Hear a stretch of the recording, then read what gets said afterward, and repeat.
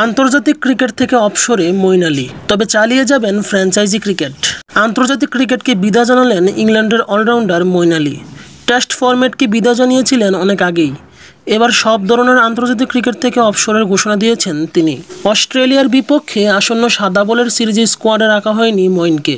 মূলত এই সিদ্ধান্তের পরেই আন্তর্জাতিক ক্রিকেট থেকে অবসরের সিদ্ধান্ত নিয়েছেন তিনি। ডেইলি মেইলকে দেওয়া এক সাক্ষাৎকারে মঈন আলী বলেছেন, আমার বয়স 37 বছর এবং অস্ট্রেলিয়া সিরিজের জন্য স্কোয়াডে নেওয়া হয়নি আমাকে।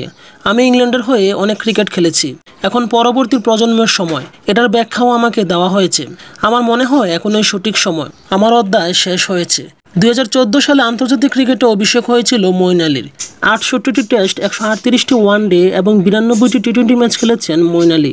সব ফরম্যাট মিলিয়ে ইংল্যান্ডের হয়ে মঈনের রান 6678। সেঞ্চুরি হাঁকিয়েছেন 8টি, 50 হাঁকিয়েছেন 28টি, বল হাতে নিয়েছেন 366 উইকেট।